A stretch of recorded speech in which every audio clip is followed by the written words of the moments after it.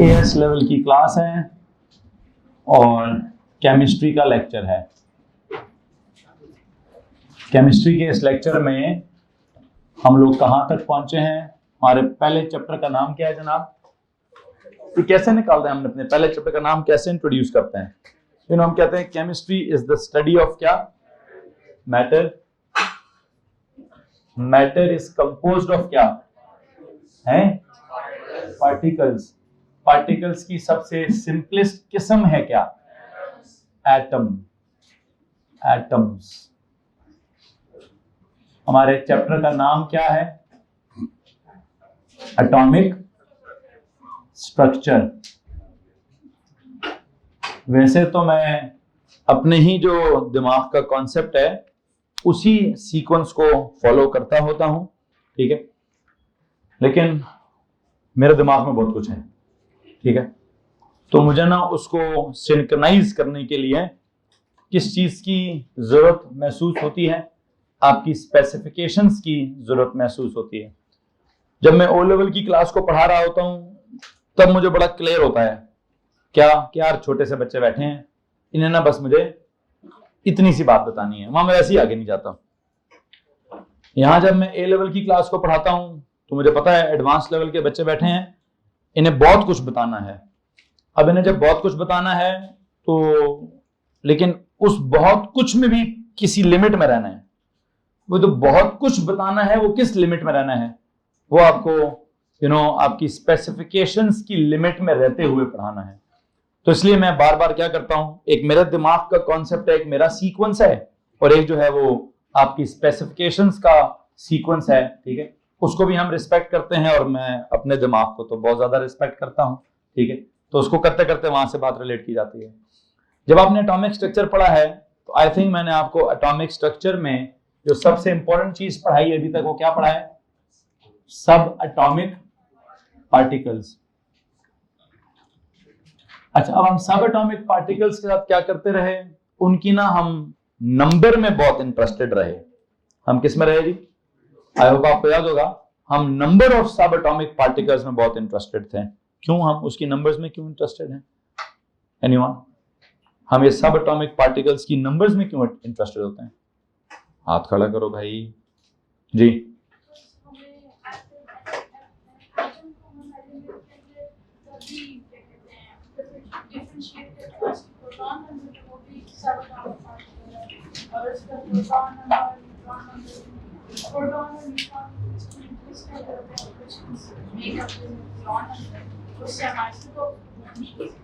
मेरे सवाल का जवाब नहीं दे रही हैं। मेरा सवाल बड़ा, मुझे वैसे आपका जवाब सुनते सुनते अपना सवाल ही भूल गया, ठीक है, लेकिन मुझे लगता है मेरा सवाल ये था कि why am I interested in the number of subatomic particles? जी राहिम। सर क्योंकि सबएटॉमिक पार्टिकल, क्योंकि एटम हम ओ लेवल्स में समझते थे सबसे छोटी चीज है, अब एडवांस लेवल के अंदर आए तो हम कहते हैं कि सबएटॉमिक पार्टिकल्स भी हैं, और आपने फर्स्ट क्लास में बताया था कि वो 100 प्लस होते हैं। तो जितने सबएटॉमिक पार्टिकल्स एग्जिस्ट करते हैं तो हमें उनकी रिलेशन तो होंगे जी sir. Electrons, neutrons and protons each explain a specific electron, neutron, proton हर सब एटॉमिक पार्टिकल एक स्पेशल क्वालिटी डिस्क्राइब करते हैं एटम। इलेक्ट्रॉन्स केमिकल बॉन्डिंग में बताते हैं कि the number of electrons help us explain chemical bonding. Protons explain the type of atom, and neutrons explain the physical. चलो कुछ हद तक वो, कुछ और आप कुछ कहना चाहते हो Baid? Sir the properties of मुझे मेरा सवाल रिपीट करके दो, मैंने क्या पूछा है? the question was why interested in number of subatomic particles. तो आपने मुझे जवाब दिया है why are we interested in subatomic particles. मेरा तो ये सवाल ही नहीं है, मेरा तो सवाल है why are we interested in number of subatomic particles. जी, असल में जो एटम की टाइप है, जो एटम किस एलिमेंट का है, एटम की क्या नस्ल है, एटम का कौन सा खानदान है, एटम की क्या पहचान है, ये सब कुछ किस पे डिपेंड करता है? एटम की जो भी प्रॉपर्टीज हैं, चाहे वो फिजिकल है, चाहे वो केमिकल है, चाहे वो जो कुछ भी हैं, मैम ये जरा कॉल अटेंड कर लीजिए, इन्हें बोलिए sir Zaheer is waiting for you. Thank you. क्या बता रहा था जी? हम एटम की बेटा जो भी प्रॉपर्टी पढ़ेंगे, चाहे फिजिकल प्रॉपर्टीज पढ़ें, चाहे केमिकल प्रॉपर्टीज पढ़ें, चाहे एटम की जाती पहचान पढ़ें, चाहे वो एटम किस एलिमेंट को बिलोंग करता है उसको पढ़ें, एटम का कुछ भी पढ़ें, वो सब कुछ किस पे डिपेंड करता है? एटम के अंदर मौजूद सब एटॉमिक पार्टिकल्स की तादाद पर डिपेंड करता है कि वो कम होंगे या वो ज्यादा होंगे, या वो कितने होंगे या वो कितने नहीं होंगे। ये सब डिस्क्राइब किया, पूरी केमिस्ट्री इसने डिस्क्राइब करनी है, जिसमें हमने कहा जी नहीं, हाँ हमें सबसे ज्यादा प्रोटॉन्स की तादाद में इंटरेस्ट है। अब मेरा अगला सवाल ये, हमें उससे भी ज्यादा प्रोटॉन्स की तादाद में इंटरेस्ट क्यों है? पहला सवाल है जी नंबर ऑफ सब एटॉमिक पार्टिकल्स में इंटरेस्ट क्यों है? तो मैंने कहा जी सब कुछ ही उस पर डिपेंड करता है, ठीक है। अब मैं कह रहा हूं जी सब पे नहीं, मुझे सिर्फ प्रोटॉन्स पे ज्यादा इंटरेस्ट है। ये प्रोटॉन्स में इंटरेस्ट क्यों है जी? जी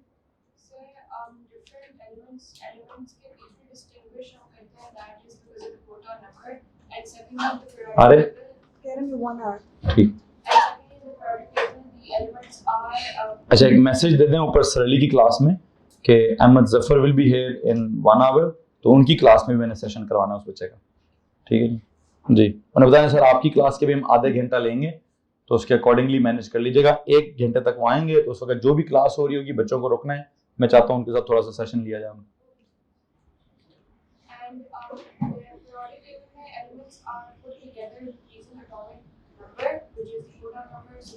हाँ तो आसान सी लफ्जों में सर वो प्रोटॉन्स की जो तादाद होती है ना, that is actually the identity of an element of the atom, कि वो किस एलिमेंट को बिलोंग करता है वो एटम, ठीक है, उसका खानदान कौन सा है, तो उसका नाम क्या है। बहरहाल अभी रिसेंटली कल के टॉपिक में I got interested in the number of neutrons as well. ये क्या वजह थी? ये न्यूट्रॉन्स को मैं कल क्यों इतनी, उनको कल मैंने एक पूरा लेक्चर दे दिया उनको जी जी, बल्कि एक सेकंड वो सबसे पीछे बख्तावर। हाँ एक कॉन्सेप्ट है जनाब हमारे पास सर जी। कौन सा कॉन्सेप्ट है? वो न्यूट्रॉन्स अगर कम ज्यादा हो जाएं तो एक कॉन्सेप्ट डेवलप हो गया था, कौन सा? आइसोटोप्स का। अब हालांकि आइसोटोप्स केमिकली कितने इंपॉर्टेंट हैं या फिजिकली कितने इंपॉर्टेंट है वो हमने कल डिस्कस कर लिया है, ठीक है, लेकिन फिर भी एक टॉपिक डेवलप हो गया था, तो इसलिए वहां पे न्यूट्रॉन्स का पहचान है उसके खैर। आई थिंक जो मैं समझाना चाहता हूँ, एक आज के लेक्चर का इंट्रो देना चाहता था वो मैं दे चुका हूं, जो मैं बात करना चाहता था वो भी मैं कर चुका हूं। क्या जनाब? Chemistry is the study of matter, matter is composed of particles, particles में से द वेरी फर्स्ट और simplest particles are atoms, atoms का हमें क्या करना है? स्ट्रक्चर, स्ट्रक्चर का मतलब क्या है? उसके अंदर सब एटॉमिक पार्टिकल्स, और सिर्फ सब एटॉमिक पार्टिकल्स नहीं, द नंबर ऑफ सब एटॉमिक पार्टिकल्स। हमने अभी तक क्या पढ़ा है? हमने सिर्फ सब एटॉमिक पार्टिकल्स नहीं पढ़े, हमने नंबर ऑफ सब एटॉमिक पार्टिकल्स भी पढ़े हैं, जिनमें से हमें बहुत सारे नंबर्स का भी अंदाजा है। तो एक होता है प्रोटॉन नंबर जिसको एटॉमिक नंबर भी कहते हैं, फिर एक होता था न्यूक्लियन नंबर जिसको क्या कहते थे? मास नंबर भी कहते थे, और उस मास नंबर को हमने क्या कहा? एटॉमिक मास कहा। आज हम एक नया लफ्ज इस्तेमाल करेंगे, एवरेज एटॉमिक मास का लफ्ज इस्तेमाल करेंगे।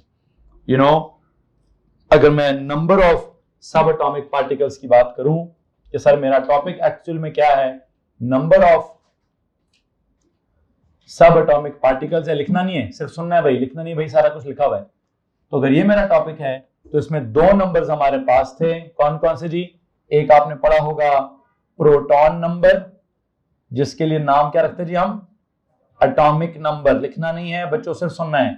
और दूसरी तरफ एक और नंबर हमने पढ़ा हुआ है, कौन सा नंबर है जी? वो न्यूक्लियन नंबर, जिसके लिए आपने कौन नाम क्या पढ़ा है?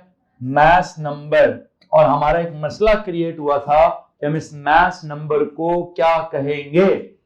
हम इस मास नंबर को एटॉमिक मास अगर कहें तो हमें क्या लिखना पड़ेगा? हमें यू लिखना पड़ेगा, और उस यू को अगर हम एक्चुअल वैल्यू लिख दें तो आंसर हमारा केजी में आ जाएगा, ठीक है। और अगर हमने वो यू भी लिखना था तो आपने देखा होगा सर वो तो विदाउट एनी डेसिमल प्लेसेस था, लेकिन जब आप पीरियोडिक टेबल को देखते हैं तो वहां सारे मैसेज कैसे लिखे हुए हैं? सर वहां सारे masses correct to 1 decimal places लिखे हैं। तो न्यूक्लियन नंबर पढ़ा है, मास नंबर पढ़ा है, मास नंबर को ही हमने क्या कहा है? एटॉमिक मास कहा है। एटॉमिक मास भी पढ़ा हुआ है, क्या है जो नहीं पढ़ा? कहीं स्टडी लेटर लिखा था, लेके जाओ उस पेज पर। कहां पे लिखा था जी स्टडी लेटर? नोट्स दिखाएं जी। नोट्स में हम जब नोट्स बना रहे थे तो पता नहीं किधर थे, पहुंचे जी आप लोग भी मेरे साथ उधर। हमने एक टेबल बनाया, टेबल के बाद हमने कोई एंड पे जाके प्रोटॉन नंबर और एटॉमिक नंबर का डिस्कशन किया। उससे पहले हमने क्या डिस्कस किया हुआ है? उससे पहले हमने वो न्यूक्लियन नंबर और मास नंबर भी डिस्कस किया हुआ है, वहां पर हमने एटॉमिक मास यू को भी डिस्कस किया हुआ है। और फिर उसके बाद अगले किसी पेज पे हमने कहा कि सर हमारे ए लेवल के पीरियोडिक टेबल में सबसे ऊपर क्या लिखेंगे? एटॉमिक नंबर लिखेंगे। किसमें लिखेंगे?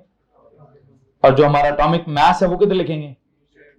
और जब अगर हम एटॉमिक मास को करेक्ट टू 1 डेसिमल प्लेस लिखेंगे तो वो एटॉमिक मास तो नहीं होगा, वो क्या होगा? वो रिलेटिव एटॉमिक मास होगा। और वहां पे मैंने क्या किया जी कि उधर हम ये रिलेटिव एटॉमिक मास को क्या करेंगे? हम उसको स्टडी लेटर करेंगे। तो देयर कम्स अ टाइम कि जब हमें थोड़ा सा रिलेटिव एटॉमिक मास के बारे में कुछ ना कुछ पढ़ना चाहिए।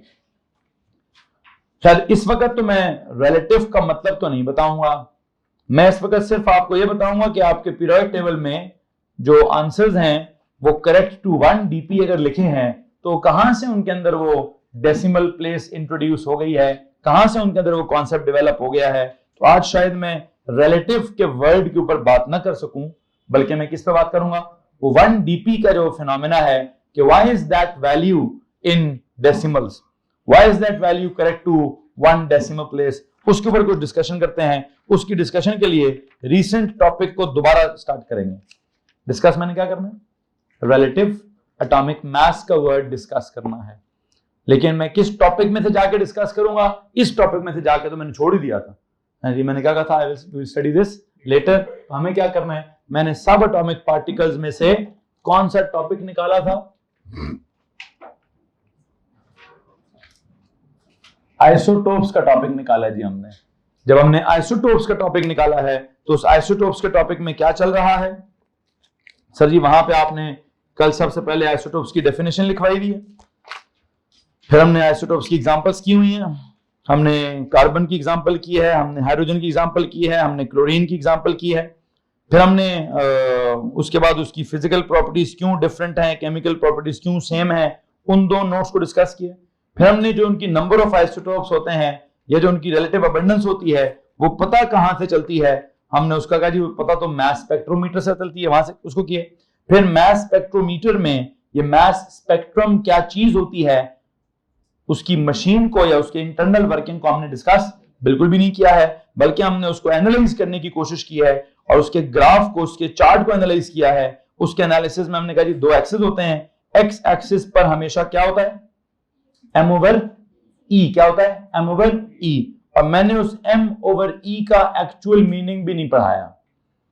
मैंने m ओवर e को क्या कहा कि m ओवर e क्या रिप्रेजेंट करता है? It represents the nucleon number, it represents the mass number or it might represent the atomic mass। हमने कहा जी y एक्सिस पे हमारे पास कोई रिलेटिव अबंडेंस है तो ये है तो वो है। एक ग्राफ बना हुआ था, उस ग्राफ को हमने देखा, उसके साथ हमने कुछ नोट्स लिखे कि 2 लाइनें हैं तो मतलब 2 आइसोटोप्स हैं, ठीक है। एक आइसोटोप 35 पर है तो दूसरा 37 पर है, ठीक है। फिर जिसकी हाइट ऊंची है तो उसकी परसेंटेज ज्यादा है। अब उनकी आपस में रिलेटिव परसेंटेज कितनी है? एक की 75 और एक की 25 है। यहां तक किसी को मसला है जी? अच्छा, यहां से आगे अगर मैं स्पेसिफिकेशंस को देखूं तो मेरी स्पेसिफिकेशन की लाइन क्या कहती है? Not the very first page वाली, लास्ट पेज वाली स्पेसिफिकेशन भी जाएंगे। हमारी लास्ट पेज वाली स्पेसिफिकेशन में क्या चल रहा है जी?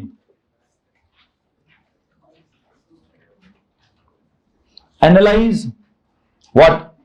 मास स्पेक्ट्रम इन टर्म्स ऑफ क्या? In terms of m over e values. क्या? m over e values. अभी मुझे क्लास में एंटर होते हुए एक बच्चा मुझसे पूछ रहा था या बता रहा था, कुछ पूछ रहा था कुछ बता रहा था। ईशा क्या पूछ रही थी, क्या बता रही थी? m ओवर e के बारे में पूरी क्लास से डिस्कस करना है। m ओवर z नहीं, बिल्कुल भी नहीं, ठीक है।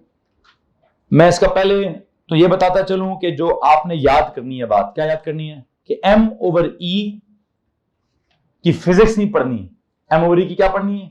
केमिस्ट्री। M over E की केमिस्ट्री क्या है? इट रिप्रेजेंट्स क्या? Nucleon number. अगर वहां एक्स एक्सिस पे कहीं 35 पे पीक है तो 35 क्या होगा? वो एटॉमिक नंबर होगा या एटॉमिक मास होगा? एटॉमिक मास होगा। वो प्रोटॉन नंबर होगा या वो न्यूक्लियॉन नंबर होगा? वो न्यूक्लियॉन नंबर होगा। ठीक हो गया। लेकिन अगर आप इसका मुझसे एक्चुअल मीनिंग पूछना ही चाहते हैं तो चले मैं थोड़ा सा आपकी दिल की तसल्ली के लिए इसकी एक्चुअल मीनिंग बता ही देता हूं। जब मैंने इसकी एक्चुअल मीनिंग बताई तो फिर पता क्या होगा? फिर आप कहेंगे सर वो यहां रिलेट कैसे होती है? हाँ जी, फिर काम खराब हो जाएगा ना। लेकिन फिर भी एक बच्चे का सवाल है, बजाय इसके को गलत मीनिंग निकाल के दिमाग में बैठ जाए, मीनिंग तो कम से कम सही निकाल लेते हैं। M for mass, E for electron का चार्ज। क्या? ई फॉर इलेक्ट्रॉन का चार्ज। तो इट इज मास पर यूनिट चार्ज। आप कहेंगे सर जी क्लोरीन का एक वैल्यू है 35, उसका क्या था? उसका मतलब मास पर यूनिट चार्ज 35 है। तो आप परेशान हो रहे कि नहीं हो रहे हैं? मास पर एम ओवर ई का असल मतलब क्या है? मास पर यूनिट चार्ज। तो क्या 35 मास पर यूनिट चार्ज है? नहीं सर जी, वो तो 35 तो उसका न्यूक्लियॉन नंबर है।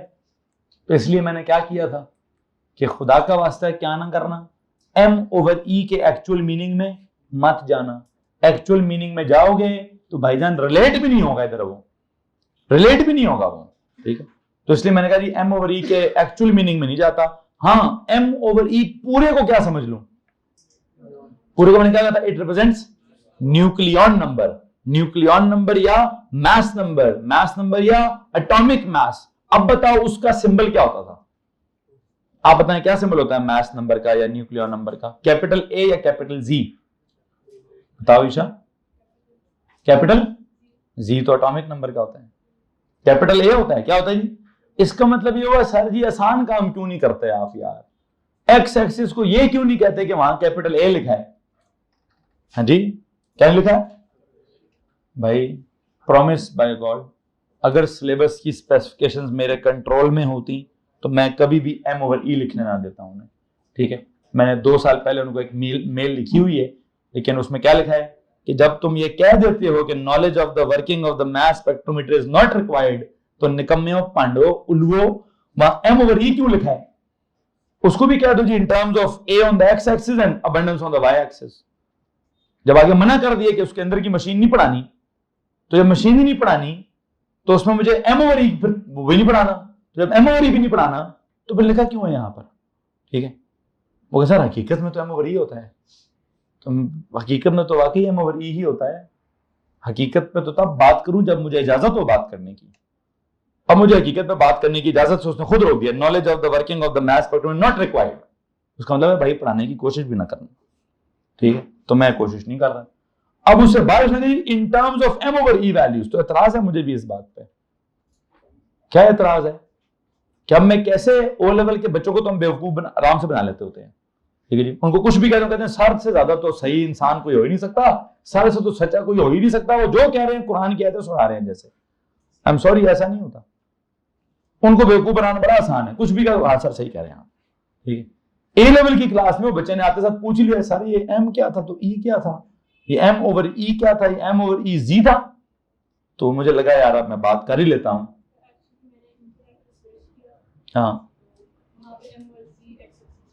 हाँ, तो फिर उसने उससे भी ज्यादा गलत लिखा हुआ है। ठीक है, तो इसलिए मैं आपसे गुजारिश करूंगा कि जिन चीजों के बारे में मैं कहूं सर्च कर लें तो कर लें। ठीक है, अब एम ओवर ई तो समझा नहीं पा रहा, जो तुमने एम ओवर जी बोला है वो बिल्कुल गलत बोला है। हाँ, इतना मैं मान सकता हूं कि एम ओवर ई को कुल मिला के किसके रिलेट करना है? कैपिटल ए के रिलेट करना है। What is that capital A? Nucleon number के रिलेट करना है। ठीक है, अब वो किस बुनियाद पे करना है? हाँ नहीं है जी, वो बुनियाद मेरे पास नहीं है, अभी मैं नहीं समझा रहा हूं बुनियाद। ठीक, ये पूरे एटम का मैथ्स है, ये पूरे। चलो अब एक और मैडम भी बैठी हैं क्लास में। ठीक है, इन मैडम की भी दिल की तसल्ली कर लेता हूं। ठीक है पुत्र जी, बुनियादी तौर पे होता पता है क्या है? जिसको समझ आए तो अच्छी बात है, सुन ले। जिसको समझ ना आए, अल्लाह ने कितने काम दिए? 2। तो कुछ चीजों को क्या करना है? यहां से सुन के उधर से निकालते जाना है। ठीक है, हाँ जो मैं पढ़ाऊंगा मेजोरिटी दोनों से सुनकर ऊपर दिमाग पे लेके जाना है, और कुछ बातें होंगी जो दोनों कानों से किधर जाएं, दिल की तरफ जानी चाहिए। और कुछ समझ ना आ रहा हो तो क्या करना चाहिए? वो कहना सीधा सीधा निकलो यहाँ से, ठीक है। तो मैं ऐसी कोई बात करने लगा हूं जिसके बारे में अगर आप ये डिसाइड करते हैं कि सर जी हम ना दिमाग में लेके जाएंगे ना दिल में लेके जाएंगे, मुझे कोई प्रॉब्लम नहीं है इस बात से। मैं कहने लगा हूं जिस एलिमेंट की मास स्पेक्ट्रोमेट्री करनी होती है उस एलिमेंट को सबसे पहले वेपराइज करते हैं, फिर उसको वेपराइज करके उसको एटमाइज करते हैं, फिर उसको एटमाइज करके उसको गोलियां मारते हैं, ठीक है। उसको गोलियां मारकर आयनाइज करते हैं, वहां होते हैं इलेक्ट्रॉन गन उसको मारते हैं, उसके थ्रू उसमें से इलेक्ट्रॉन्स निकालते हैं, इलेक्ट्रॉन्स निकालकर उसको आयनाइज करते हैं। अब वो एटम होता है जिसमें से एक आधा इलेक्ट्रॉन निकल चुका होता है, तो उस एटम का कुछ मास भी होता है और उस एटम का कुछ चार्ज भी होता है, ठीक है। तो उस वजह से उसका मास भी और कुछ उसका चार्ज भी है। फिर आयनाइज करने के बाद उसको किसी इलेक्ट्रिकल फील्ड में से जाकर इधर डिफ्लेक्ट कराते हैं, फिर आगे कोई मैग्नेटिक फील्ड होती है उधर डिफ्लेक्ट कराते हैं, फिर डिफ्लेक्ट करा के किसी जगह पर रिकॉर्ड कराते हैं, पहले डिटेक्ट करते हैं, डिटेक्ट करने के बाद रिकॉर्ड करते हैं, रिकॉर्ड करने के बाद ग्राफ बनाते हैं, ग्राफ बनाने के बाद फिर हम पढ़ते हैं। तो हमें सिलेबस वाला क्या कहता है, भाई तुझे ग्राफ में खुद अपने हाथ से बना के दूंगा, तू सिर्फ ग्राफ पढ़ी, तुझसे मैं कभी नहीं पूछूंगा कि एटमाइज कैसे किया था, नहीं, पहले क्या था, वेपराइज कैसे किया था, फिर एटमाइज कैसे किया था, फिर आयनाइज कैसे किया था, फिर डिफ्लेक्ट कैसे किया था, फिर डिटेक्ट कैसे किया था, फिर रिकॉर्ड कैसे किया था। तो उससे मैं सिर्फ क्या पूछूंगा कि भाई वो जो ग्राफ आ गया था उसका तूने क्या किया था। अब मेरी बात समझ आ रही है नहीं आ रही है? तो है एक कहानी है कि उसके अंदर उस पार्टिकल को जिसकी आप क्या कर रहे हैं, स्पेक्ट्रोमेट्री कर रहे हैं, उसके साथ क्या करना है, उस मशीन के अंदर उसको भेजने के लिए पहले एटमाइज है, नहीं पहले क्या था यार, वेपराइज है, फिर एटमाइज है, फिर आयनाइज है, फिर डिफ्लेक्ट है, फिर डिटेक्ट है, फिर रिकॉर्ड है। रिकॉर्ड हुआ हुआ वर्जन सवाल में आ जाएगा, फिर क्या है, एंड पे जी एनालाइज है। तो उसने क्या कहा है, एनालाइज करना है आपने सिर्फ, बाकी आपने कोई कहानी नहीं करनी। तो जब मैंने पिछली कहानी नहीं की तो मैं उसके चार्ज के बारे में क्यों समझाऊं, मैं क्यों समझाऊं कि वेपराइज करना क्यों जरूरी था, मैं क्यों समझाऊं कि एटमाइज करना क्यों जरूरी था, मैं क्यों समझाऊं कि आयोनाइज करना क्यों जरूरी था। क्योंकि अगर आयोनाइज ना करता तो फिर डिफ्लेक्ट भी ना होता। फिर मैं क्यों समझाऊं कि डिफ्लेक्ट करना क्यों जरूरी था, डिफ्लेक्ट ना करता तो जिसका छोटा मैस था वो इधर, तो जिसका ज्यादा मैस था वो थोड़ा सा उधर, कैसे सेपरेशन होती। तो जब सेपरेशन हो गई तो फिर कहीं डिटेक्शन भी होगी। वो कैसे, आई थिंक जितना मैंने बोलना था बोल दिया है। अब अगर किसी ने दिमाग में लेके जाना तो ले जाओ, किसी ने नहीं लेके जाना तो खड़े में जाएं, इसको भेजें इस कॉन्सेप्ट को, ठीक है। कॉन्सेप्ट क्या है, मुझे ये वाला कॉन्सेप्ट स्पेक्ट्रोमेट्री नहीं सिखाना, मुझे क्या कॉन्सेप्ट सिखाना है कि जनाब ये जो स्पेक्ट्रम है, what is on the x axis, what is on the Y axis, what is on the x axis, something like m over e। वो कहता रहे m over e, मैं उस m over e का मतलब क्या निकालूं, सेट इज m, क्या एक काम करें, m over e को कैपिटल M बोल दूं। कैपिटल M किस चीज का सिंबल लिया आपने, कैपिटल M फिजिक्स में मेगा का सिंबल होता है, और जी कैपिटल M और किस चीज का सिंबल है बताएं जी। इस पेज के आखिरी लाइन पे जाएं, उसने कोई कैपिटल M लिखा हुआ है, capital M +1, capital M +2, capital इस तरह की साइंस है। हाँ तो पुत्र मैं अब क्या करूंगा, मैं इस स्मॉल m over e को कैपिटल M कहूंगा। किस खुशी में, मेरे पास एक खुशी है मॉलिक्यूलर मैस वाली, कौन सी वाली, वहां एक सिंबल था केमिस्ट्री में कैपिटल M, किसका था वो, mr का, याद आ रहा है कि नहीं आ रहा है। तो केमिस्ट्री में एक जगह थी जहां पर आप कैपिटल M का सिंबल इस्तेमाल करते थे, वो कौन सी जगह थी, वो किसी के भी mr के लिए, r ना लिखें, r को माने गोली, तो जो m था कैपिटल वो था मॉलिक्यूलर मास के लिए। अब अगर मैं कहूं जी मेरे पास है मोनो एटॉमिक मॉलिक्यूल, क्या है, मोनो एटॉमिक मॉलिक्यूल है।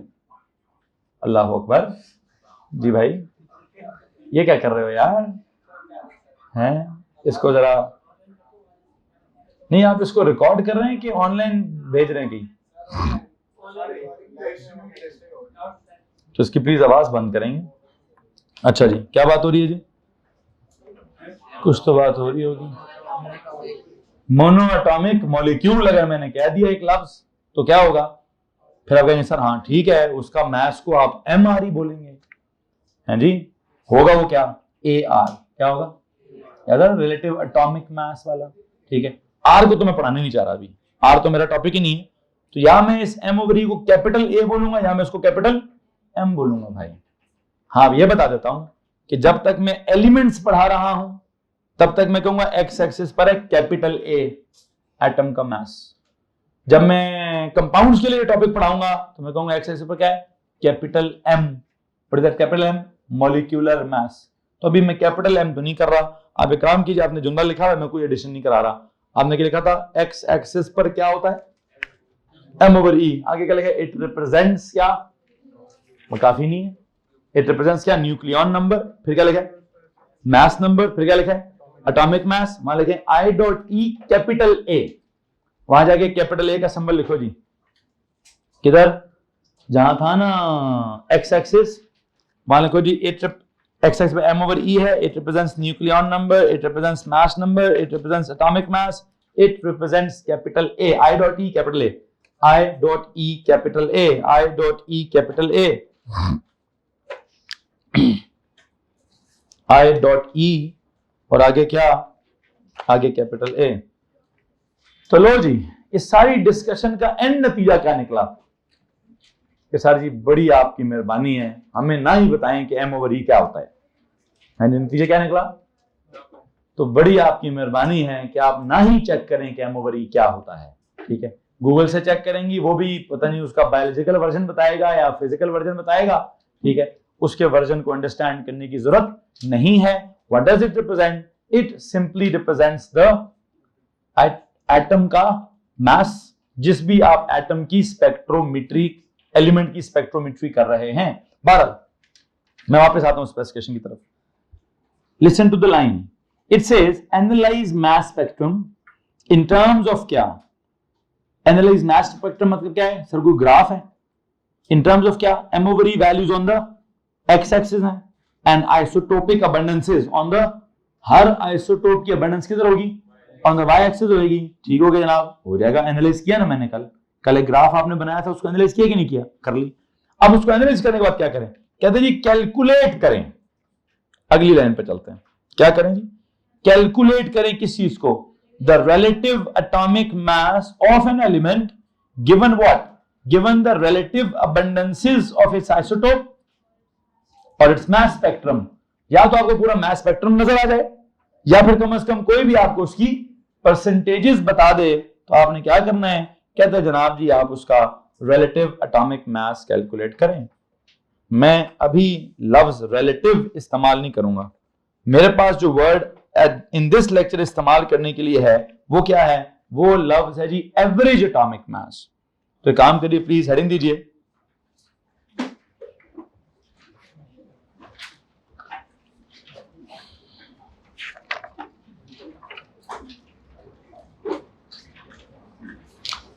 हेडिंग क्या देनी, हेडिंग देनी calculate the average atomic mass of an element, calculate the average atomic mass, calculate the average atomic mass of an element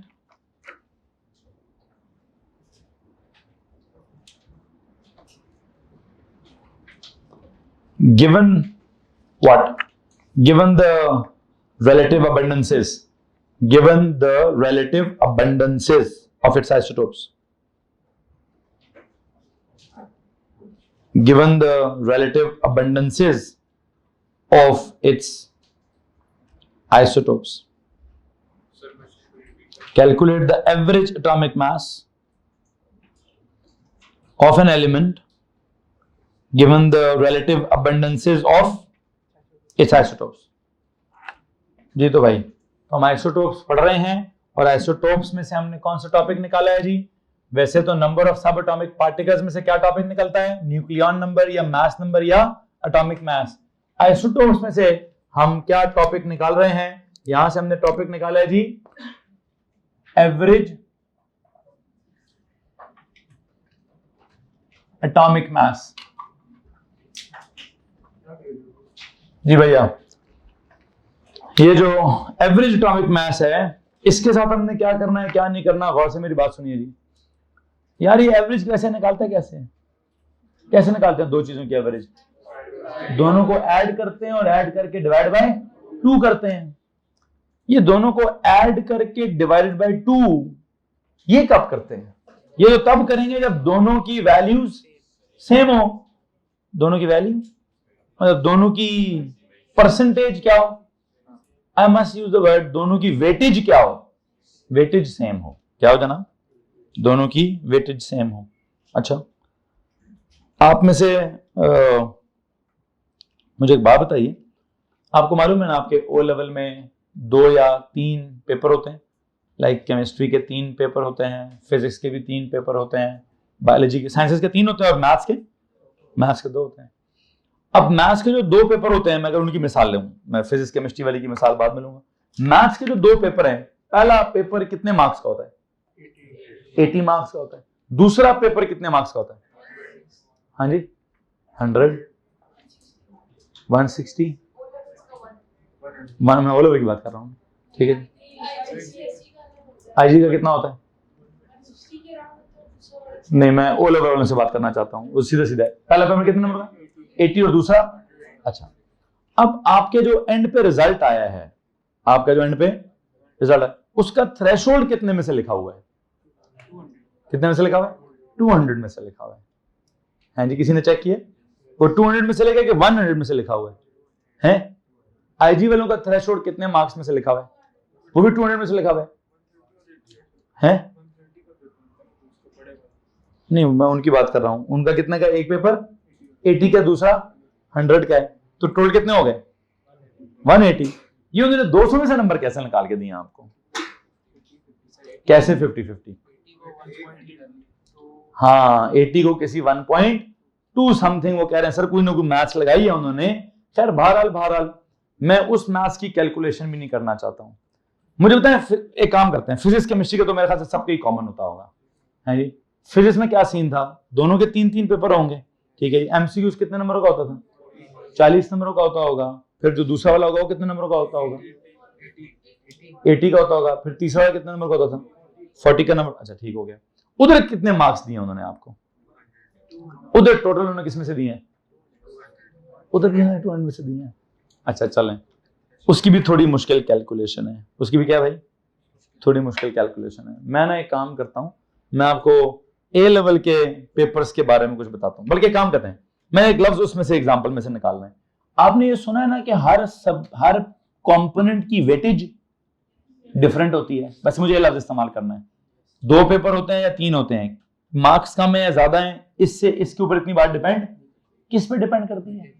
कि कुछ पेपर्स होते हैं जिनकी वेटेज बहुत ज्यादा होती है और कोई पेपर्स होते हैं जिनकी वेटेज बहुत कम होती है। तो जो एंड पे ओवरऑल रिजल्ट आता है वो किस पे डिपेंड करता है?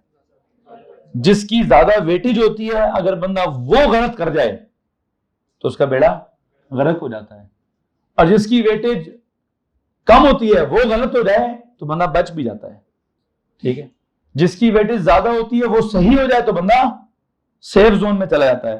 खैर, बहरहाल ये लफ्ज नया नहीं है आपके लिए कि इसकी वेटेज ज्यादा है तो उसकी वेटेज कम है, और आपका रिजल्ट ज्यादा वेटेज वाले पे डिपेंड करता है, कम वेटेज वाले पे कम डिपेंड करता है। तो मैं उसका फॉर्मूला नहीं पढ़ाना चाहता, मैं वापस इधर ही आऊंगा। मैं असल में आपको सिर्फ 2 मिसालें देना चाहता था। 2 मिसालें मैं क्या देना चाहता हूं? अगर मैं कहूं जी कि ओ लेवल की एवरेज कैसी है, सादी सादी एवरेज कैसी होती है कि मैंने एक दिन जो है वो 2 घंटे खेला है, अगले दिन जो है मैंने 4 घंटे खेला है, तो मैंने ऑन एन एवरेज कितना खेला है दोनों दिनों में? सीधा सीधा ऐड करें, 2 + 4 डिवाइड बाय क्या करें जी? 2 करें, तो आपको बस क्या आ जाएगा? मेरे 3 घंटे की डेली एवरेज है जी, ठीक। अच्छा, लेकिन ये तो सादी सादी एवरेज है। कौन सी एवरेज है? इसको कहते हैं सिंपल एवरेज। क्या कहते हैं?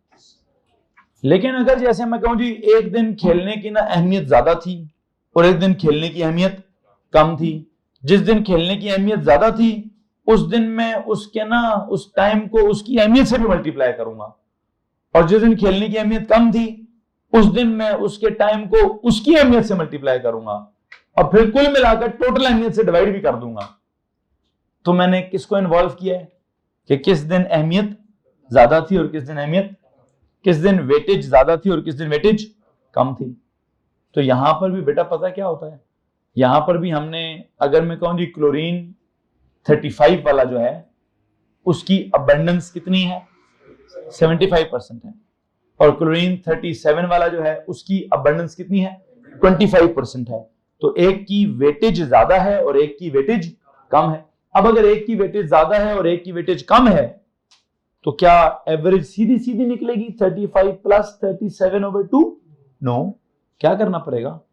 ये ओ लेवल में भी कहीं सवाल होता था कि सर जी 35 को मैं मल्टीप्लाई करूंगा उसकी अबंडेंस के साथ पहले, मतलब उसकी वेटेज के साथ, प्लस 37 को मल्टीप्लाई करूंगा उसकी अबंडेंस के साथ, मतलब उसकी वेटेज के साथ, और फिर कुल मिलाकर क्या करूंगा?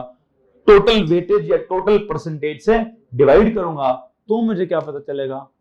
तो मुझे एवरेज पता चलेगी। कौन सी एवरेज? हाँ जी, वेटेड एवरेज। इस एवरेज को क्या बोलेंगे? इसको सादा सादा एवरेज नहीं बोलेंगे। कौन सी बोलेंगे? Weighted average. ये वेटेड एवरेज को मिक्स करो तो क्या बनता है? वेटेज बनता है। क्या बनता है? Weighted average. इनको वेटेड एवरेज को वेटेज, यू अंडरस्टैंड दिस? दोनों लफ्जों को क्या कर दिया मैंने? मिक्स कर दिया है। तो जो लफ्ज वेटेज निकला है ये कहां से निकला है? वेटेड एवरेज में से निकला है। तो आई बिलीव, और ये वेटेड एवरेज क्या है? किसी की वे ज्यादा है, किसी का वे कम है, किसी की वेटेज ज्यादा है, किसी की वेटेज कम है, तो वो परसेंटेज वाली बात है। ज्यादा इतने परसेंट है तो वो, आई थिंक मैं इसको डिफाइन करने के लिए द वर्ड वेटेड एवरेज का इस्तेमाल करूंगा। लिखें जी, आपने क्या लिखा है? Calculate the average atomic mass. Underline the word average atomic मास।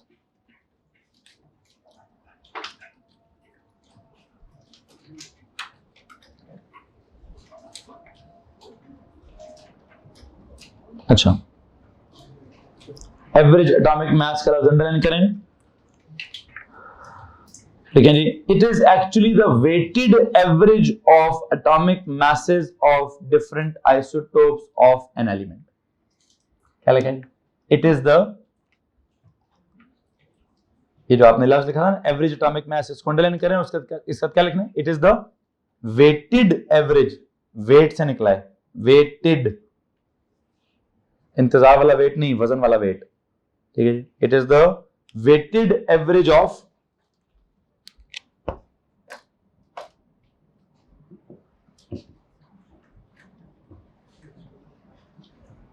किस चीज की एवरेज लेनी जी? डिफरेंट आइसोटोप्स की लेनी, लेकिन weighted average of atomic masses of different isotopes. Weighted average of atomic masses of different isotopes of an element। आपको मालूम है कि कोई भी एलिमेंट होगा उसके डिफरेंट आइसोटोप्स होंगे, उनके डिफरेंट एटॉमिक मैसेज होंगे, उनकी डिफरेंट वेटेज होगी, और उसको इंक्लूड करके क्या निकलेगा? उसको यूज करके क्या निकलेगा? उसको यूज करके weighted average of atomic masses of different isotopes of an element निकलेगा। हाँ, ये उसकी वेटेड है या वेटेज है, इट डिपेंड्स अपॉन क्या? The relative abundances. अगर लिखे, it depends upon the, it depends upon the natural, it depends upon their natural, it depends upon the natural relative abundances of the isotopes. It depends upon the natural relative abundances of the isotopes.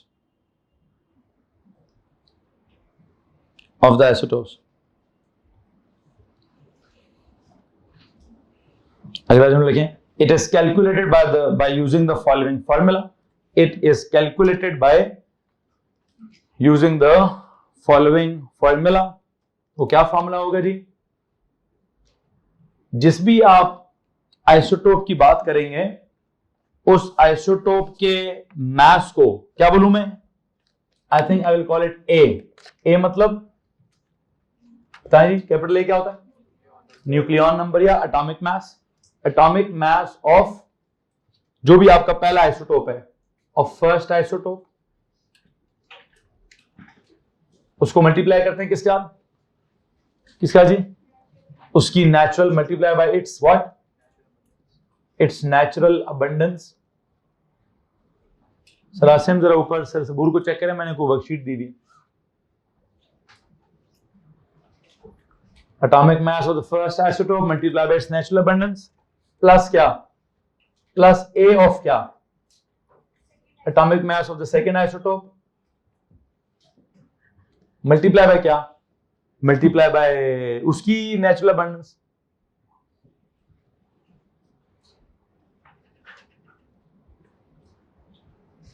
फिर plus क्या?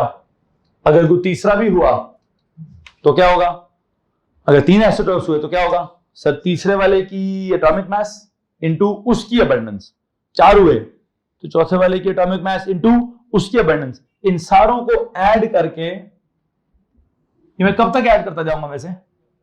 जब तक क्या नहीं हो जाता, या तो सारे आइसोटोप्स खत्म नहीं हो जाते, या उन आइसोटोप्स की टोटल अबंडेंस कितनी नहीं हो जाती, 100 नहीं हो जाती. कितनी नहीं होती? 100 नहीं होती. तो इसको होल डिवाइड बाय क्या करेंगे जी? होल डिवाइड बाय 100 करेंगे. होल डिवाइड बाय 100 करेंगे. किसको मसला है इस बात से? एनीवन? सो यू नो, अगर मैं आपको यहां पे मिसालें दूं तो मिसालें हमने वैसे आइसोटोप्स की कितनी पड़ी हुई हैं? 3. तो उन तीनों, ठीक है, उन तीनों मिसालों के अंदर क्या चल रहा है? पहली वाली एग्जांपल लेंगे जी. पहली एग्जांपल किसके लें? एग्जांपल्स में जाएं जी, वहां लिखें, पेज के हेडर पे जाएं, लेकिन साइड पर नहीं, साइड पे जाएं. एक और लफ्ज भी है जो एवरेज एटॉमिक मास है ना, it is also known as fractional atomic. बल्कि अभी वैल्यू आएगी तब लिखेंगे, अभी ना लिखें. अभी जब वैल्यू आएगी तब लिखेंगे जी. एग्जांपल्स में सबसे पहले लें जी, हाइड्रोजन की मिसाल लें. हाइड्रोजन का क्या निकालें जी? सर हमने हाइड्रोजन का ये एवरेज एटॉमिक मास निकालना है. सुनो जरा कैसे निकालूं मैं इसके ना सबस्क्रिप्ट पे पता क्या लिखूंगा अभी? A V ji. हेलो जी, किसी को मसला है? या ये जो न्यूक्लियॉन नंबर है, ये जो मास नंबर है, ये जो एटॉमिक मास है, इसका सिंबल क्या है? Just a. क्या सिंबल है? Just a. ये जो भी पढ़ा रहा हूं उसका सिंबल क्या लिखूंगा? एवीजी. एंड पे पढ़ाऊंगा उसका क्या सिंबल लिखूंगा? ए के साथ आर. क्या लिखूंगा जी? अभी मैं आर नहीं लिख रहा, अभी मैं आर नहीं लिख रहा भाई. बहरहाल बताएं यार कैसे निकालूं? पहले वाला आइसोटोप को चेक करें, उसका न्यूक्लियर नंबर क्या था? 1. मल्टीप्लाई बाय परसेंटेज कितनी थी? 99.99 थी. फिर प्लस अगले वाला क्या था? 2 मल्टीप्लाई बाय क्या? 0.0. प्लस तीसरा आइसोटोप क्या था? 3 मल्टीप्लाई बाय 0.00. कुल मिला के होल डिवाइड बाय क्या? 100. प्लीज जरा कैलकुलेटर में जवाब पुट करिए और जवाब बताइए. 1.0001. 3 दफा 0 है. श्योर? वो कहते सर जी आंसर आता है 1.0001. मेरे पास जो आंसर है उसमें 2 दफा डेसिमल लिखा है, 2 दफा 00 लिखा हुआ है. चेक करें. अब ठीक है, आप वाला ठीक है. 1.0001. ओके. अब मुझे एक बात बताएं, कितने डेसिमल प्लेस पर ये आंसर आ रहे हैं? अगर मैं कहूं मुझे आंसर लिखना है करेक्ट टू 1 डेसिमल प्लेस, तो क्या करूं? I think it will be 1.0. तो एक छोटा सा नोट लिखें जी. Average atomic masses, average atomic mass is always written correct to 1 decimal place. Average atomic mass is always written correct to 1 decimal place. Average atomic mass is always written correct to 1 decimal place. तो लो जी, is always written correct to 1 decimal place.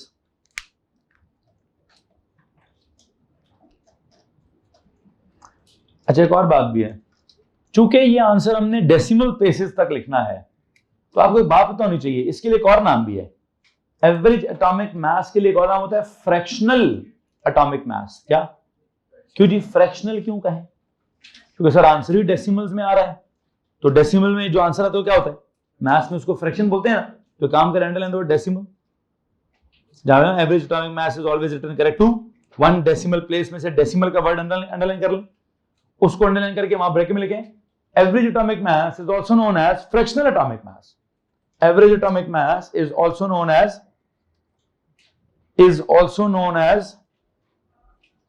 क्या जनाब?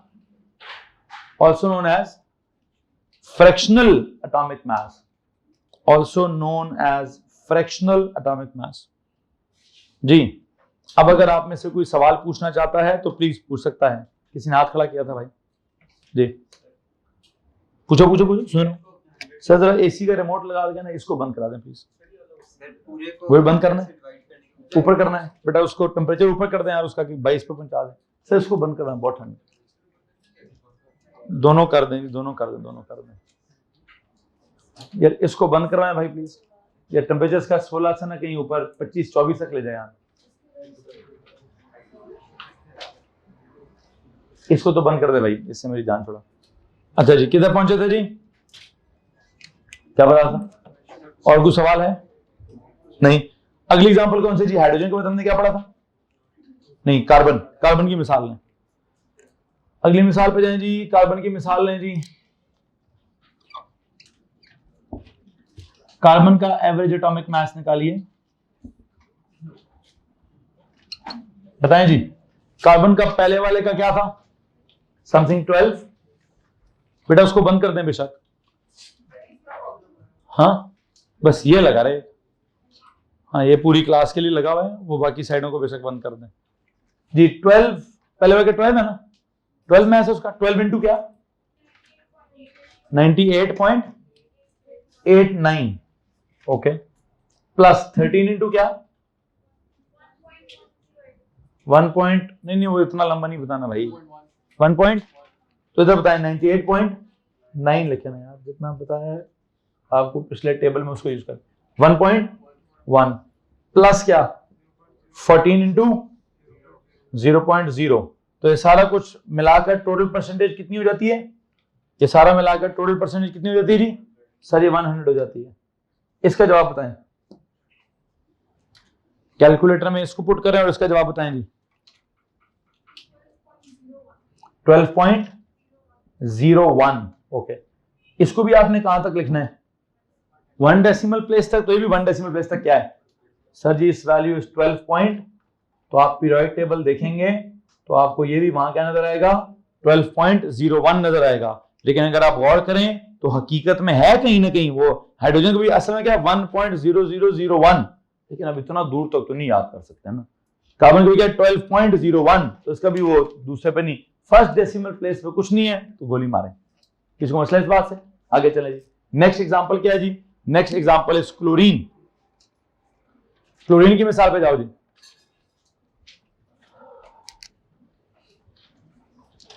Next मिसाल जो है वो chlorine की दे देते हैं।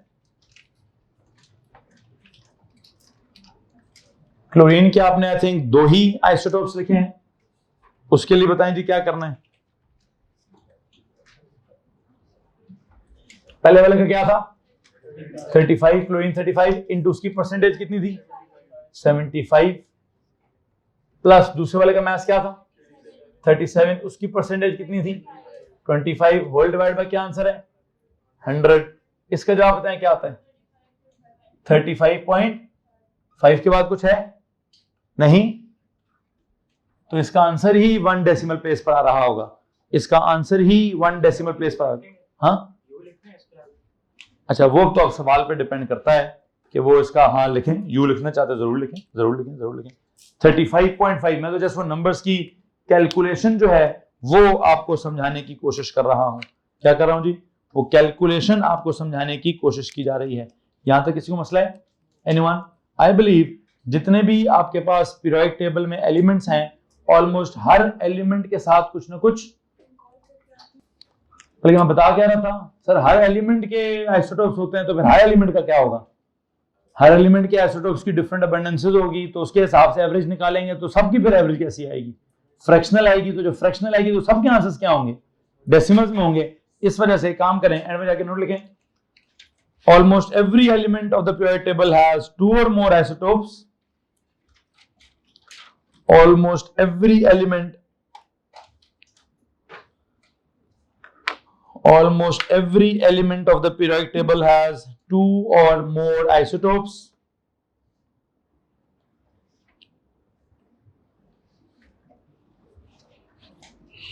Has 2 or more isotopes with different natural abundances.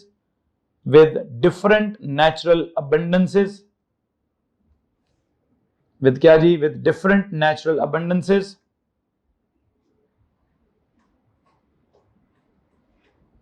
Hence, the average atomic mass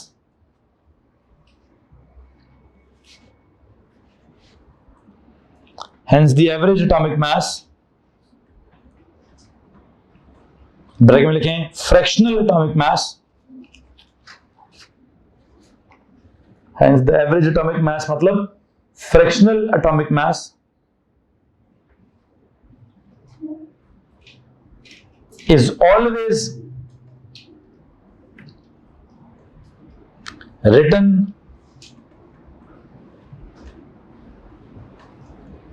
correct to 1 decimal place. Correct to 1 decimal place. यहां तक किसी को परेशानी है जी? एनीवन जी? अभी सब्र ही करेंगे ना, सब्र सब्र सब्र बड़े मजे की चीज होती है, कसम से बहुत मजे की चीज होती है। इससे ज्यादा दुनिया की सबसे अच्छी चीज कोई नहीं है, इसका फल बड़ा मीठा होता है। ठीक है, बहरहाल जी पुत्र,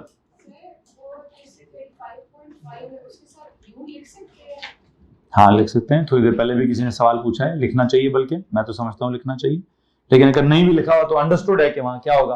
अंडरस्टूड है कि वहां पर यू होगा। जी तो भाई क्या बात हो रही जनाब जी? हम आपको यहाँ क्या समझा रहे थे? हम आपको यहाँ पे क्या समझा रहे हैं भैया? हमारा टॉपिक चल रहा है सब एटॉमिक पार्टिकल्स का और आइसोटोप्स का टॉपिक चल रहा है। आइसोटोप्स की हमने डेफिनेशन समझी हुई है, आइसोटोप का हमने कॉन्सेप्ट समझा हुआ है, आइसोटोप में हम कहाँ तक अपनी बात को पहुंचाया है। हमने जनाब ये हाइड्रोजन की मिसाल कर ली, हमने कार्बन की मिसाल कर ली, हमने क्लोरीन की मिसाल कर ली। अब मैंने आपको क्या नोट लिखवाया जी? एटॉमिक एंड पे हमने कुछ एक और चीज लिखी, almost every element of the periodic table has 2 or more isotopes with different natural abundances, hence क्या the average atomic mass is always written correct to 1 decimal place। Okay जनाब, एक और सवाल लिखें जी, calculate the average atomic mass. Calculate the average atomic mass of bromine. Calculate the average atomic mass of bromine.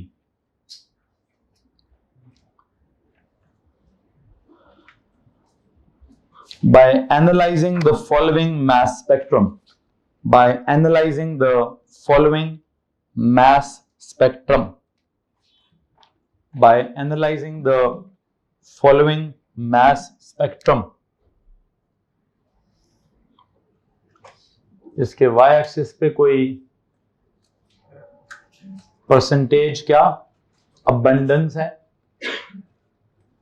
x axis पे क्या है जी? m/e है, जिस m/e को हम क्या ट्रीट करते हैं? कैपिटल A ट्रीट करते हैं। और यहाँ पे ये वाला शुरू से कहीं से टूटा हुआ है, क्यों? बिकॉज मैं रैंडमली कोई वैल्यू इस्तेमाल करूंगा। यहाँ पे चलते चलते कहीं 77, 78, 79, 80, 81, 82, 83 वगैरह वगैरह। 79 पर एक मैं लाइन लगा रहा हूं और एक मैं 81 पे लाइन लगा रहा हूं। 81 वाली लाइन 79 वाली लाइन से थोड़ी सी छोटी है। कितनी छोटी है जी? इसका यहां लिखा है जी 55% और इसके यहां लिखा है जी 45%।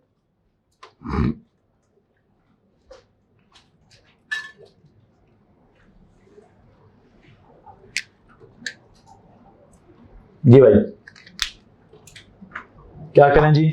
इन वैल्यूज को यूज करें और प्लीज मुझे इनका जवाब बता दीजिए।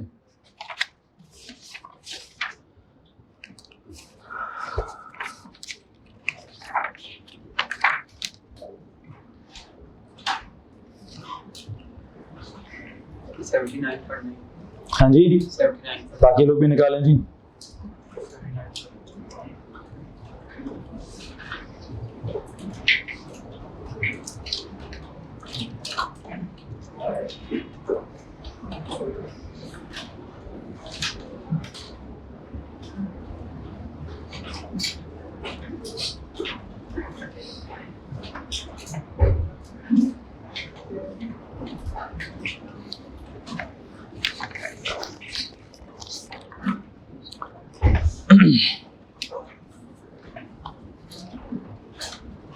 जी जनाब,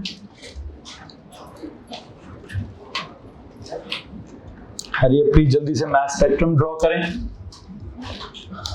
और मैथ स्पेक्ट्रम को ड्रॉ करने के बाद दोनों की हाइट्स को देखिएगा, कोई बहुत ज्यादा फर्क उनके अंदर नहीं है।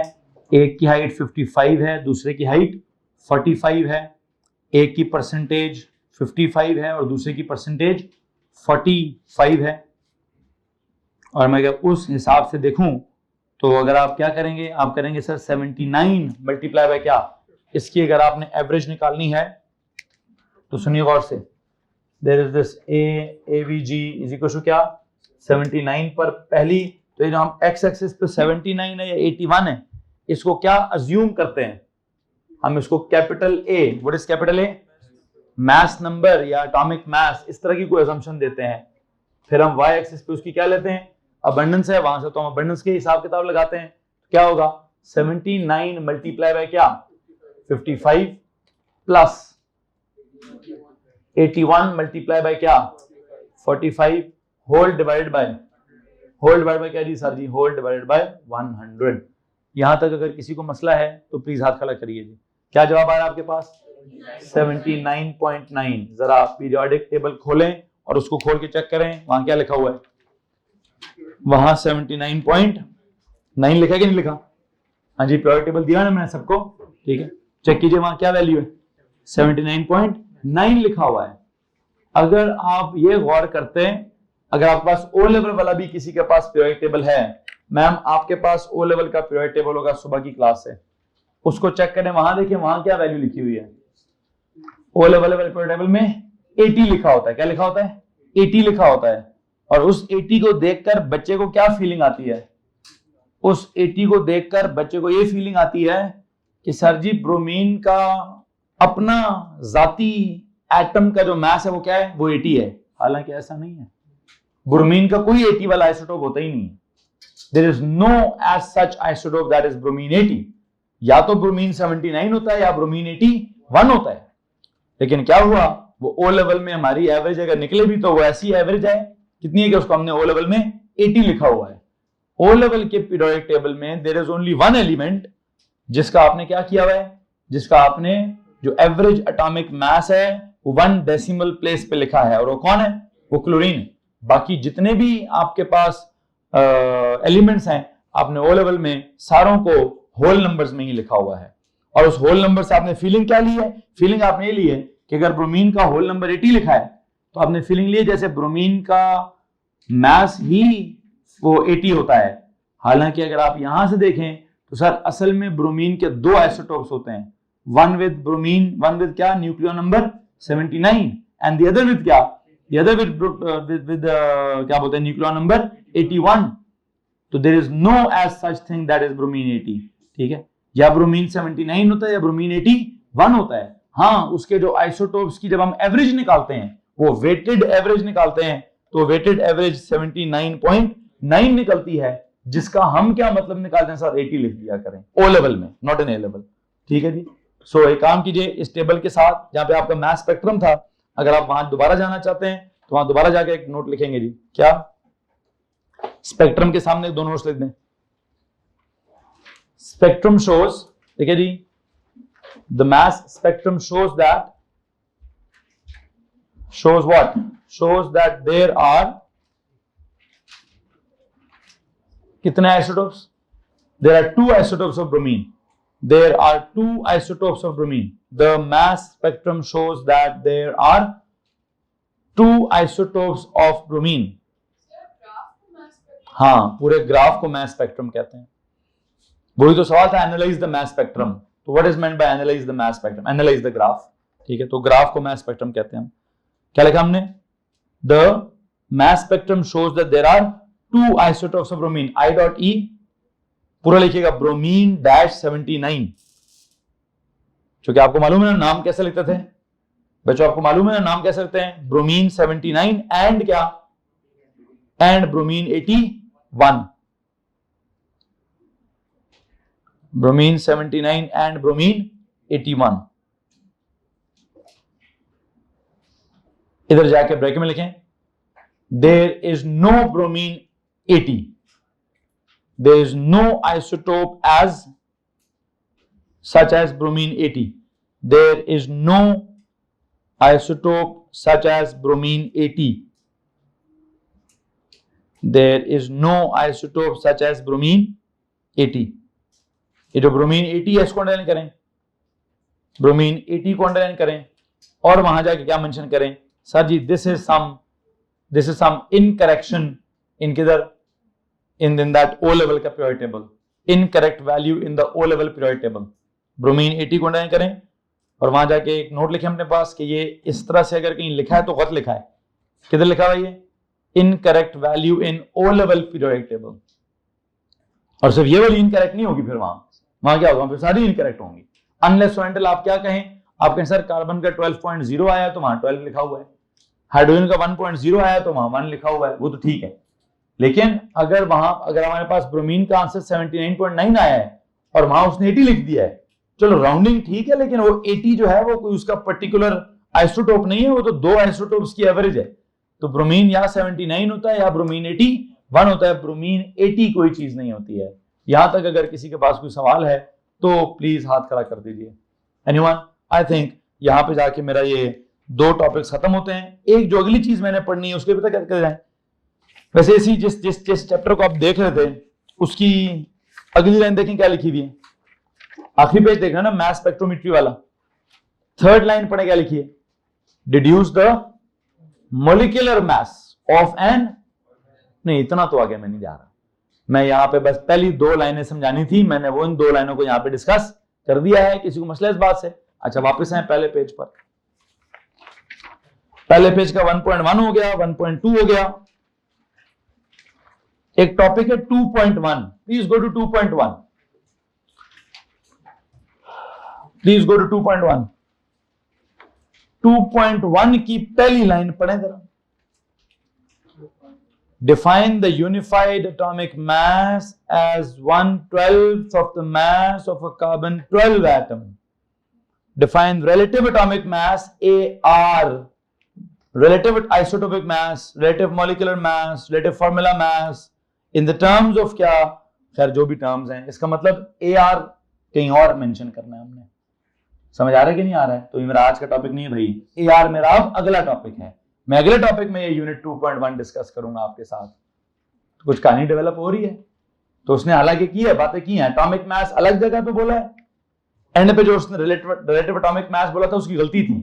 मैं अभी जो मैंने आपको आइसोटोप्स का पढ़ाया, मैंने उसको क्या पढ़ाया? एवरेज नाम पढ़ाया। मैं तो अभी तक रिलेटिव स्टार्ट ही नहीं किया।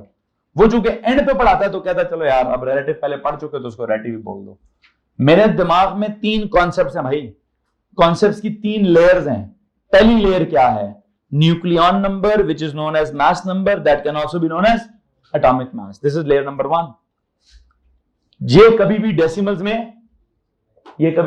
में नहीं हो सकता सर, इसका तो सवाल ही पैदा नहीं होता डेसिमल्स वाला। ये क्या होगा? न्यूक्लियर नंबर या इंटीजर्स होंगे, 10 होंगे, 15 होंगे, 16 होंगे, 50 होंगे, 20 होंगे। मास नंबर वो भी नंबर्स, होल नंबर्स में होंगे। एटॉमिक मास उसी को बोलेंगे ना, वो भी होल नंबर्स में ही होगा। लेकिन ये वाला जो एवरेज वाला है, इसको मैंने क्या बोला? फ्रैक्शनल। ये सेकंड लेयर आ गई कि जो एवरेज है वो हम निकालते ही कैसे हैं सर? वो तो हम परसेंटेजेस के हिसाब से निकालते हैं। वो तो इसको उसकी परसेंटेज, दूसरे को अपनी परसेंटेज, हर किसी को अपनी अपनी परसेंटेज से मल्टीप्लाई करके 100 से डिवाइड करके निकालेंगे सर। जाहिर ही बात है कोई डेसिमल्स में ही आंसर आएगा। तो इसलिए हमने इसको क्या बोला है? एवरेज या फ्रैक्शनल एटॉमिक मास बोल दिया है कि निकालना मैं एवरेज चाह रहा हूं और जवाब मेरा डेसिमल्स में आ रहा है, तो इसको एवरेज बोलो या फ्रैक्शनल बोलो, किसी को मसला है? ठीक है। अब इसके बाद एक नेक्स्ट लेयर क्या आएगी? सर आप बताएं ये रिलेटिव क्या, ये जो ए के साथ जब हम आर लगाते हैं तो आर वाली क्या कहानी है? आई थिंक आर वाली कहानी जो है मैं वो अगले लेक्चर में डिस्कस करूंगा। अभी मेरी तरफ से 2 टॉपिक्स कंप्लीट होते हैं, यूनिट 1.1 एंड 1.2। तो कितनी वर्कशीटें मिलेंगी? 2। एक होगी यूनिट 1.1 से रिलेटेड और एक होगी यूनिट 1.2 से रिलेटेड। किसी को मसला इस बात से? तो वर्कशीट आपके लिए तैयार हो चुकी होगी इंशाल्लाह, अभी 2 मिनट में आप तक पहुंचती है। तब तक आप क्या करें,